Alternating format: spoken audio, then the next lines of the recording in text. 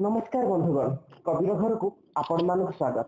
कबीर घर नुआ रंग एवं नुआ रूप आज अतिथि कार्यक्रम आम सहित यह जड़े व्यक्तित्व जहाँ परिचय दबा किसी दरकार नहीं। आप समस्त गणमाध्यम देखुं से एकाधारे जड़े ओडिशा माटीर सुयोग्य संतान जड़े भाषा प्रेमी जड़े वरिष्ठ स्तंभकार जड़े सांबादिक एवं सुवार्ता भली जड़े सुवार्तार संपादक सुवार्ता भली साप्ताहिक पत्रिका टी से प्रकाश कर आपण मैंने भल भाव जानी कबीर घर कार्यक्रम को से आसी आमको बहुत आशीर्वाद कर आम सहित रही आशीर्वाद आम सहित सदा सर्वदा रही से कही नुहति प्रद्युम्न शतपथी महोदय। सर नमस्कार कबीर घर को आपन को स्वागत। वंदे उत्कल जननी शुभ सकाळ। धन्यवाद सर आपण को पाई आमे आज बहुत खुशी। प्रथमे आमे जेहेतु आपण जने भाषा प्रेमी आपण भली जने द्वितीय प्रद्युम्न शतपथी ओडिशा को मिलवा असंभव तेणु आमे प्रथमे आपण को जानवा को पाइबु चाहेबु सांप्रतिक समाज रे ओडिया भाषार स्थिति केमिति अछि बेली आपण भाबुतंती।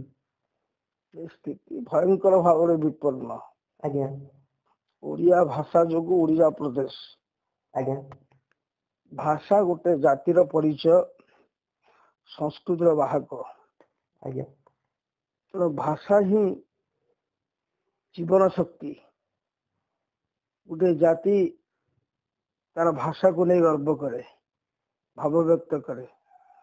समग्र विश्व रे भाषा भितर गठित राज्य मध्य ओडिशा आज्ञा पाश्चात्य अपसंस्कृति एवं भाषा स्वाभिमान विवर्जित व्यक्तित्व मानकर नेतृत्व फल आज भाषा जननी रोगाक्रांता एवं से प्रति मुहूर्त तार जीवन रक्षा पर संघर्ष करुछि। आज्ञा एथिपाई आपण कोन भाबुतंती हम ओडिया माने निजको केमिति परिचालना करि परले हमर भाषा प्रेम जागृत होई परबा हम भाषा को हम सुरक्षा देबा बोली आपण भाबुतंती। 1568 परे आज्ञा Pathan Afghan Marhatta east India company British शासन कारण गोटे शासक श्रेणी शोषक मानसिकता फल क्रमागत भाव गोटे जाति पाखरु स्वाभिमान दूरे माटी को नहीं भाषा को नहीं या जो गौदारी ताहा दूरे जार फलश्रुति आज भयंकर स्थिति। कारण जदि भाषा प्रेम मातृभूमि मातृभाषा रे ममता जाहु दे जनमी नहीं ताकू जदि ज्ञानी गण गणवा अज्ञान रहे कहीं। चिरबंदनीय आत्मा चिरबंदनीय कवि गंगाधर कालजयी उक्ति गोटे जाति को प्रभावित कर पारा। तेणु गोटे जाति सब गोटे पल गोडाणिया सहजिया जीवन बंचार माध्यम एवं गोटे स्वार्थ रूपक चषमा को पिंधिकी जाति रहा। एपरिक आंदोलन समय जेते उत्कल गौरव मधुबाबू सर्वस्व त्याग कर जाति को एकत्रीकरण करने लगे। प्रत्येक से कवि नुहति मत जहाँ कविता लिखिं अन्य कहीं लिखिपारे। ये जो छठी मात्र कविता तार प्रति कथार देख अधिकांश समय गोटे जाति को से आह्वान देते स्वार्थ त्याग कर जाति नंदी घोष चलिब कि भाई स्वार्थ को सारथी कले ताणे कि गाड़ी दानार तो बड़ा घोड़ा मुही बंधा थिले जातिर उन्नति सेका हूँ कर स्वार्थीदार व्यस्त मन सागुणा बिलुआ चिकित्सक हेले सब कि पाइब प्राण।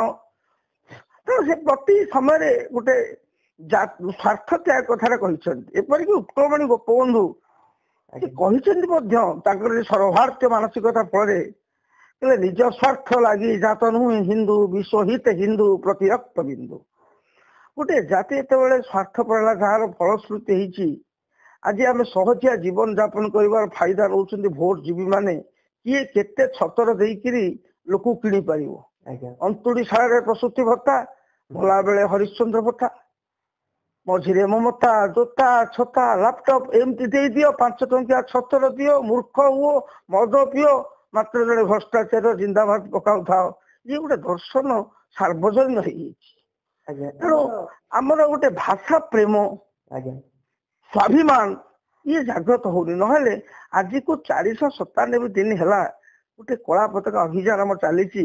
କଣ ଦାବିଟେ? ଓଡିଆ ଭାଷାରେ ଓଡିଶାର ଶାସନ ହବ, ଯାହା 1954 ଥିଲା।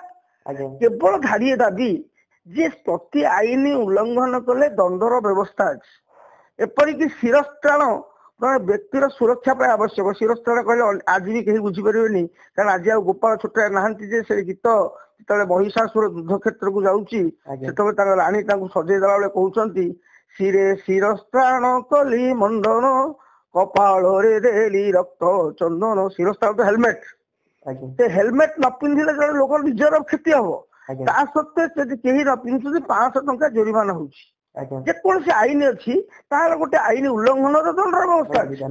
ମାତ୍ର ଭାଷା ଆଇନ ଏକମାତ୍ର ଆଇନ ଯାହାର ଉଲ୍ଲଂଘନରେ ଦଣ୍ଡର ବ୍ୟବସ୍ଥା ନାହିଁ, ଯାହା ଫଳରେ ଭାଷା ହେଲାନି, ସରକାରୀ ଭାଷା ହେଲାନି, ରୋଜଗାର ଭାଷା। ଆଜିର ଯୋଉ ପରିବର୍ତ୍ତନ ହିଁ ସମାଜର ଅପରିବର୍ତ୍ତନୀୟ ନିୟମ। ତେଣୁ ପରିବର୍ତ୍ତନ ସମାଜରେ ଯେତେବେଳେ ଶିକ୍ଷା ଆଉ ଜ୍ଞାନ ନାହିଁ ସହିତ ଜ୍ଞାନ ଅର୍ଜନ ସହିତ ପେଟର କଥା ବୁଝିଲା, ଯଦି ମୁଁ ଓଡିଆ ଭାଷାରେ ପାଠ ପଢିବି ମୋ ପେଟ ପଢିବନି। ସେଥିପାଇଁ କୁହାଯାଏ ଓଡିଆ ଭାଷାରେ ଓଡିଶାର ଶାସନ ହେଲେ ଓଡିଶା ସରକାରଙ୍କ ଅଧୀନରେ ଥିବା ଚାକିରି 4ର୍ଥ ଶ୍ରେଣୀ କର୍ମଚାରୀ ଠାରୁ ଓଡିଶା ପ୍ରଶାସନିକ ସେବା ପରୀକ୍ଷା ଯୋଉ ଚୟନ ପରୀକ୍ଷା ସମସ୍ତ ଓଡିଆ ଭାଷାରେ ହେଲେ ଓଡିଶାର କର୍ମଚାରୀ ଓଡିଆ ଭାଷାରେ ଚୟନ ପରୀକ୍ଷାରେ କୃତକାର୍ଯ୍ୟ ହେଇ ସେ ଯିବ, ଯାହାଫଳରେ ପିଲାମାନେ ପଢିବେ, ଭବିଷ୍ୟତରେ ପଢିବେ ସ୍କୁଲରେ। ରାଜ୍ୟ ମାନଙ୍କରେ ଆମେ ଦେଖୁଛେ ତାଙ୍କ ମାତୃଭାଷାକୁ ବେଶୀ ପ୍ରାଧାନ୍ୟ ଦେଲା ବେଳେ ଓଡିଶାରେ ସେଭଳି ଦେଖାଯାଉ ନାହିଁ। ଆମକୁ ସମସ୍ତଙ୍କୁ ସଚେତନ ହବାକୁ ପଡିବ। ସାର୍ ଆପଣଙ୍କୁ ଯୋଉମାନେ ଶୁଣୁଛନ୍ତି ଆପଣଙ୍କ ବ୍ୟକ୍ତିଗତ ଜୀବନ ବିଷୟରେ ଟିକେ ଜାଣିବାକୁ ଚାହିଁବେ। ଆପଣଙ୍କ ପ୍ରକୃତ ଗାଁ କୋଉଠି, ଆପଣଙ୍କ ପିଲାଦିନ କେମିତି କଟିଥିଲା ସାର୍? ମୁଁ ଏତେ ବଡ ଲୋକ ନୁହଁ ଯେ ମୋ ବ୍ୟକ୍ତିଗତ ଜୀବନ ଜାଣିବା ଆବଶ୍ୟକ। ତଥାପି ଯେତେବେଳେ ପଚାରିଛ, ମୋ ଘର ମୋ ମାଟି ହେଲା ଓଡିଶା ଗୋଟେ କଣାସପଦା। ମୁଁ ଏକ ବହୁ କୁଟୁମ୍ବୀ ପରିବାରରୁ ଆସିଛି। ଆମେ ଯୌଥ ପରିବାର। ଆମର ଯୌଥ ପରିବାରରେ ପୁଅ ହିସାବରେ ମୁଁ ବଡ, ସନ୍ତାନ ହିସାବରେ ବଡ ନୁହଁ। ମୋ ଉପରେ 2 ଭଉଣୀ ମଧ୍ୟ ଅଛନ୍ତି।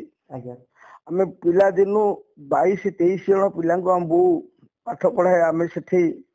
ତେଣୁ ସେ ପ୍ରଥମରୁ ଯଦି ଆମେ କେବେ ସେତେବେଳେ ତ ପ୍ୟାଣ୍ଟ ସାର୍ଟ ହେଇନି, ଗଣେଶ ପୂଜା କି ସରସ୍ୱତୀ ପୂଜା ଯଦି ଆମେ ଇଚ୍ଛା କରି ଗଲୁ ବୋଉକୁ କହିବୁ ବୋଉ ମୋ ପାଇଁ ଗଣେଶ ପୂଜାକୁ ଗୋଟେ ପ୍ୟାଣ୍ଟ ସାର୍ଟ ହବ, ଆମେ ଯାଇ ଦେଖିଲୁ ଆମ ସାନ ଭାଇଟି ସେଠି କାନ୍ଦୁଛି ବୋଉ ପାଖରେ, ତା ପାଇଁ ପ୍ୟାଣ୍ଟ ସାର୍ଟ ହବ, ସେଇଠୁ ଫେରି ଆସିଛୁ। ତେଣୁ ଗୋଟେ କଥା ହଉଛି କଣ, ଗୋଟେ ଯୌଥ ପରିବାରରେ ଗୋଟେ ଶିକ୍ଷା ଦିଏ। ଆଜିର ଯୌଥ ପରିବାର ଆଉ କିଛି ନାହିଁ। ପ୍ରକୃତରେ ହଉଛି ମୁଁ ଜଣେ ଗଣିତ ବିଭାଗର ଛାତ୍ର ଜୀବନରୁ ଆମେ ଏ ଆନ୍ଦୋଳନ ସହିତ ଜଡିତ ହେଇଗଲୁ। ଏବଂ ଯେତେବେଳେ ମୁଁ ଆନ୍ତର୍ମାଧ୍ୟମିକ ବିଜ୍ଞାନ ଛାତ୍ର ଥିଲି, ତାକୁ ସେତେବେଳେ ଆଇଏସି କୁହାଯାଏ, ସେଇ ସମୟରେ ମୁଁ ମଧ୍ୟ ଗୋଟେ ଆନ୍ଦୋଳନର ନେତୃତ୍ୱ ନେଇଥିଲି। ସେ ମଣିଷ ଗୋଟେ ମଣିଷକୁ କାନ୍ଧେଇବ ଯୋଉ ବର୍ବର ପ୍ରଥା ବିରୁଦ୍ଧରେ ମୋର ଆନ୍ଦୋଳନ ଥିଲା ଛାତ୍ର ଥିବା ସମୟରେ।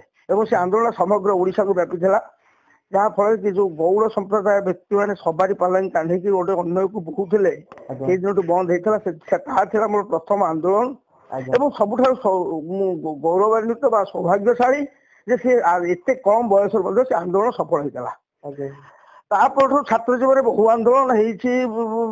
ଦ୍ୱିତୀୟ ଇସ୍ପାତ କାରା ପାଇଁ ଦିଲ୍ଲୀରେ ଯାଇକି ଆନ୍ଦୋଳନ ହେଇଛି, ବାଲକୋ ଆନ୍ଦୋଳନ ହେଇଛି, ଛାତ୍ର ଆନ୍ଦୋଳନ ହେଇଛି। ବସ୍ ଭଡ଼ା ଯେତେବେଳେ ଜନତା ସରକାର ସମୟରେ ନଟବର ପ୍ରଧାନ ଥିଲେ ପରିବହନ ମନ୍ତ୍ରୀ, ବସ୍ ଆନ୍ଦୋଳନ, ଛାତ୍ର ମାନଙ୍କ ବସ୍ ଆନ୍ଦୋଳନ ନେତୃତ୍ୱରେ ନିଆ ହେଇଛି। ତାପରେ ଚିଲିକାରେ ଟାଟାର ଆନ୍ଦୋଳନ ତାକୁ ନିଆହେଇଛି, ମଣ୍ଡଳ କମିଶନ ଆନ୍ଦୋଳନ ନିଆହେଇଛି। ତେଣୁ ସମଗ୍ର ଜୀବନଟା କେବଳ ଆନ୍ଦୋଳନ ଭିତରେ ସୀମିତ ରହିଗଲା।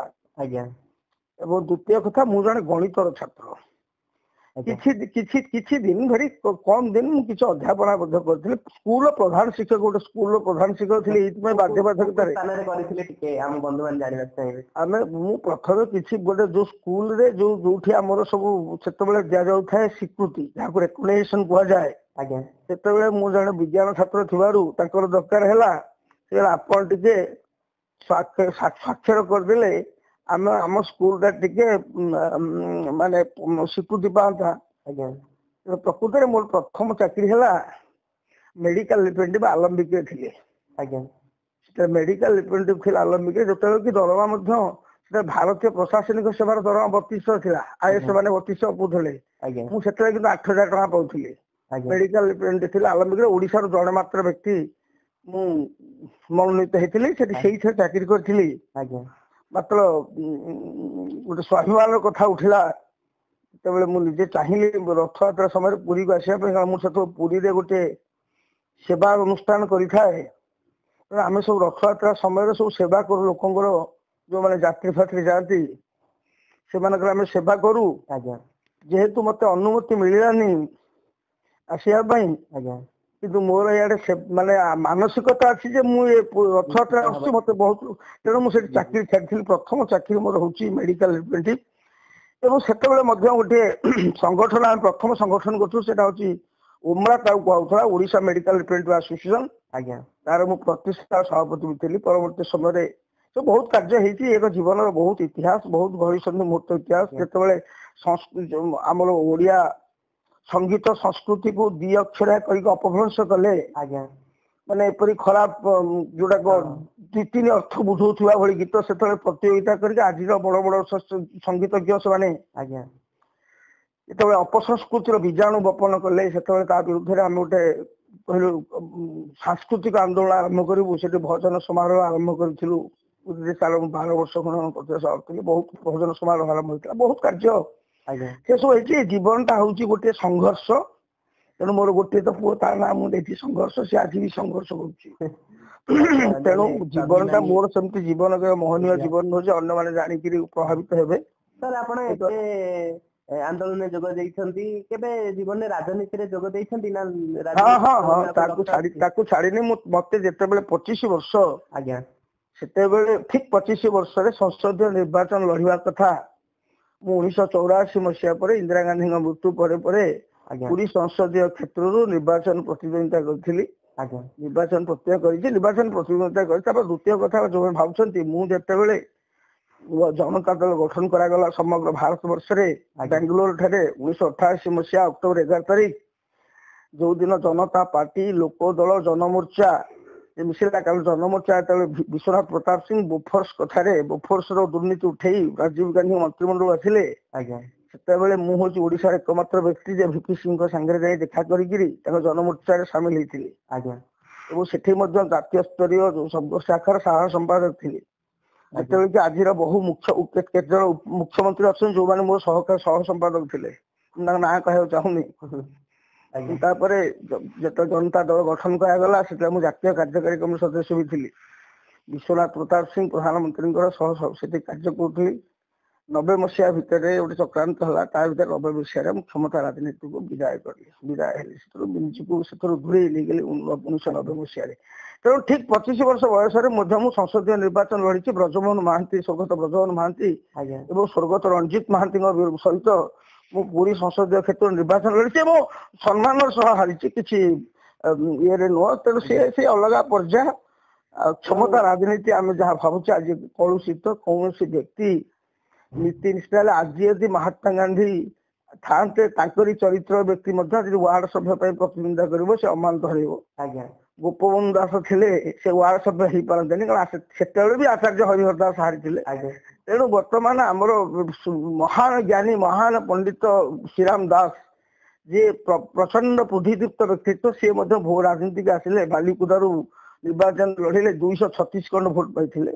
ଏଠି ତେଣୁ ଲୋକ ଚରିତ୍ରଟି ଏତେ ଆମର ଅବକ୍ଷୟ ହେଇଛି। ଓଡିଶାର ଲୋକ ଚରିତ୍ର ଏଠି ଗୋଟେ ଭଲ କଲେ ସାଙ୍ଗେ ସାଙ୍ଗେ ସମାଲୋଚନା କରିବା ଲୋକଙ୍କ ସଂଖ୍ୟା ପ୍ରବଳ। କାରଣ ଆମର ଗୋଟେ ରୋଗ ହେଇଯାଇଛି, ଆମେ କାହାର ପ୍ରଶଂସା କଲା ବେଳେ କୌଣସି ଅଦୃଶ୍ୟ ଶକ୍ତି ଆମ ଗଳାକୁ ଚାପି ଦିଏ, ମାତ୍ର କାହାକୁ ନିନ୍ଦା କଲା ବେଳେ ସେଇ ଅଦୃଶ୍ୟ ଶକ୍ତିଟି ଆମ ଗଳାକୁ ଖୋଲି ଦିଏ। ଆମେ ମାନେ ନିନ୍ଦା ପ୍ରବଳ, ସେଇଥିପାଇଁ ତ ଆମକୁ କଙ୍କଡା କୁହାଯାଏ ନା। ସେଥିପାଇଁ ଏଇ ଯୋଉ କଙ୍କଡା କୁବିଶେଷଣରୁ କେମିତି ମୁକ୍ତ ହବା, ସେଥିପାଇଁ ଗୋଟେ ଅଭିଯାନ, ଆମେ ସାଂସ୍କୃତିକ ଅଭିଯାନ ଚାଲିଛି। ସେଟାକୁ ଲେଖା ମାଧ୍ୟମରେ, କାରଣ ବିଗତ 14 ବର୍ଷ ଧରି ମୁଁ ଗୋଟେ ଖବରକାଗଜ ସେଟା କହୁଛି, ଇଏ ବୋଧେ ବିଶ୍ୱରେ ପ୍ରଥମ ଏଇଥିପାଇଁ। ସୁବାର୍ତ୍ତାର ଜନ୍ମ କେମିତି ନେଇଥିଲା? ସୁବାର୍ତ୍ତାର କଥା କହୁଛି 14 ବର୍ଷ ତଳେ। ସୁବାର୍ତ୍ତାଟି ଆଜି ପର୍ଯ୍ୟନ୍ତ 14 ବର୍ଷ ହେଲା କେନ୍ଦ୍ର କିମ୍ବା ରାଜ୍ୟ ସରକାରଙ୍କ ଠାରୁ ଗୋଟିଏ ଟଙ୍କା ମଧ୍ୟ ବିଜ୍ଞାପନ ପାଇନାହିଁ।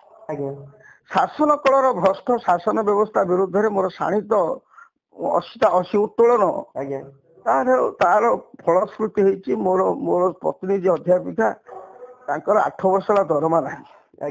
ମୁଁ ହଉଛି ବରିଷ୍ଠ ସାମ୍ବାଦିକ। ମୋର ପ୍ରଥମଟି ହଉଛି ଗଣିତରେ ସ୍ନାତକୋତ୍ତର ଏବଂ ଶେଷଟି ହଉଛି ଗଣ ଯୋଗାଯୋଗ ସାମ୍ବାଦିକତା ଯାହା କୁହନ୍ତି MC master in journalism mass communication ଆଜ୍ଞା ଗଣ ଯୋଗାଯୋଗ ତା ଦେହରେ ସ୍ନାତକୋତ୍ତର ଏବଂ ପ୍ରଥମଟି ମଧ୍ୟ ପ୍ରଥମ ଶ୍ରେଣୀରେ ଶେଷଟି ମଧ୍ୟ ପ୍ରଥମ ଶ୍ରେଣୀକୁ ଇଏ ମାନେ ଏ ନାହିଁ। ଆଜ୍ଞା ତେଣୁ ଇଏ ଯୋଉ ସ୍ନାତକୋତ୍ତର ଶିକ୍ଷା ଭିତରେ ମୋର 37 ବର୍ଷର ଅଭିଜ୍ଞତା ଆଜ୍ଞା ସାମ୍ବାଦିକତା ଭାବରେ ମୁଁ ହଉଛି ବୋଧେ એકમાત્ર ବ୍ୟକ୍ତି ଯିଏ ସରକାରଙ୍କର କୌଣସି ପ୍ରକାର ସୁବିଧାରୁ ବଞ୍ଚିତ। ଏଇ ଅର୍ଥାତ୍ ମତେ କ୍ୱାର୍ଟର ଦିଆଯାଏନି, ଆଜ୍ଞା ମୋର କ୍ୱାର୍ଟର ନାହିଁ। ଯଦିଚ ମୁଁ ସତ୍ୟପାଠ ଦେଇଛି, ଆଜ୍ଞା ମୁଁ କିମ୍ବା ମୋ ପତ୍ନୀ, ମୋ ପୁଅ କିମ୍ବା ମୋ ଝିଅ ଆଜ୍ଞା ବିଶ୍ୱରେ ବିଷୟ ନାହିଁ। ଆଜ୍ଞା ମୁଁ କଦାପି ଜଣେ ବିଚାରପତି କନକବର୍ଦ୍ଧନ ଶ୍ରୀଯୁକ୍ତ ଇଏ ମନ୍ତ୍ରୀ ଥିଲା ବେଳେ, ନଗର ଉନ୍ନୟନ ମନ୍ତ୍ରୀ ଥିଲା ବେଳେ ଜଣେ ବିଚାରପତି ଏଲ୍.କେ. ମହାପାତ୍ର ଲେଖିଲା ଭଳି ଚିଠି ଯୋଉଟା ଲେଖିପାରିବା କଥା ନୁହଁ ଯେ Honorable Minister, I have no plot in CDA, may kindly be allotted। ଆଉ ଇଏ ମଧ୍ୟ ତାଙ୍କର ପିତୃ ଜମିଦାର ଭଳି ଓଡିଶାଟା ସେ ଲେଖିଦେଲେ allotted plot number B422 in CDA। ମାନେ ଏଇଭଳି ଯୋଉ ଚାଲିଛି ବ୍ୟବସ୍ଥାରେ ଆଜ୍ଞା ମୁଁ ସେଥିପାଇଁ ଲେଖିଲି ମୋର ଭୁବନେଶ୍ୱର ନୁହଁ ସମଗ୍ର ବିଶ୍ୱରେ ବିଶ୍ୱାସ ଜାଗାର ମାଲିକ ନୁହଁ ଆମକୁ। ତେଣୁ ସତ୍ୟପାଠରେ ଦିଆଯାଇଛି ଏବଂ ନିର୍ବାଚନ ଲଢିଲା ମଧ୍ୟ ସେଟା ଉଲ୍ଲେଖ କରାଯାଇଛି। ଆଜ୍ଞା ତା ସତ୍ତ୍ୱେ ମଧ୍ୟ ମୋର କ୍ୱାର୍ଟର ନାହିଁ। ତେଣୁ ଗୋଟେ ଯେତେବେଳେ ତମେ ସଂଗ୍ରାମ କ୍ଷେତ୍ରକୁ ଯିବ ସେତେବେଳେ ପ୍ରସ୍ତୁତ ହବ ତମକୁ ହରେଇବାକୁ ପଡିବ।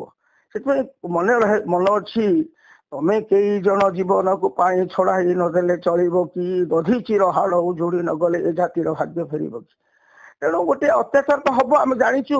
ଗୋଟେ ଅନ୍ୟାୟ ଭ୍ରଷ୍ଟାଚାର ବ୍ୟଭିଚାର ଗୋଟେ ଓଡିଆ ସ୍ୱାର୍ଥଦ୍ରୋହୀ ବିରୁଦ୍ଧରେ ସଂଗ୍ରାମ କଲେ ତମେ କିଛି ହରେଇବାକୁ ପଡିବ। କାରଣ ଆମର ଗୋଟେ ରୋଗ ହେଇଛି, ଆମେ ଭାବୁଛେ କିଛି ଆମେ ହରେଇବାନି ଖାଲି ପାଇବା। ଏହା ହିଁ ଚଟୁ ଆଇଁଷ ଆଉ ବେଞ୍ଚ ନିରାମିଷ ଇଏ ହେଇପାରିବନି। ବାରମ୍ବାର ପ୍ରଚେଷ୍ଟା ଜାରି ରଖିଲେ ନିଶ୍ଚୟ ଆମେ ସଫଳ ଲାଭ କରିବା। ସାର୍ ଆମର କବିର ଘରେ ଯୋଉ ବନ୍ଧୁମାନେ ଅଛନ୍ତି ଆପଣଙ୍କୁ ଏତେ ସମୟ ଧରି ଶୁଣୁଛନ୍ତି, ନୂଆ ନୂଆ ତା ଭିତରେ ବହୁତ ଲେଖକ ଅଛନ୍ତି, ନୂଆ ନୂଆ ଲେଖନୀ ଚାଳନା କରୁଛନ୍ତି, ଓଡିଆ ସାହିତ୍ୟରେ ଆଉ ନିଜର ରୁଚି ରଖିଛନ୍ତି, ସେମାନଙ୍କୁ ଆପଣଙ୍କର ବାର୍ତ୍ତା କଣ ରହିବ?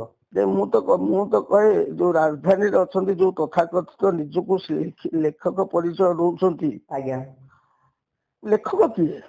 ଯିଏ ଲେଖିଲା ସିଏ ଯଦି ଲେଖକ ତାହେଲେ ମୁଁ ଭାବେ ସବୁଠାରୁ ଓଡିଶାର ବଡ ଲେଖକ ହଉଛନ୍ତି ନରସିଂହବନ୍ଧା ମୋହର ଯୋଉମାନେ ଲେଖନ୍ତି ଅଦ୍ଭୁତ ଭାଷାରେ ଟୁ ମ୍ୟାନ୍ ଆର ବାଡିଆ ବାଡି ଅଣ୍ଡର ଦି ବାଉଁଶ ବୁଦା ୱାନ୍ ମ୍ୟାନ୍ ଦୌଡିଂ ଆନାଦର ମ୍ୟାନ୍ ଇଜ ଗୋଡାଇଂ ଆରେଷ୍ଟିଂ ଆଣ୍ଡ କୁଣ୍ଡିଂ ଆଣ୍ଡ ଗ୍ୟାଦରିଂ। ସେ ବି ଭଲ ଲେଖକ ହେଇପାରିବ। ଆଜ୍ଞା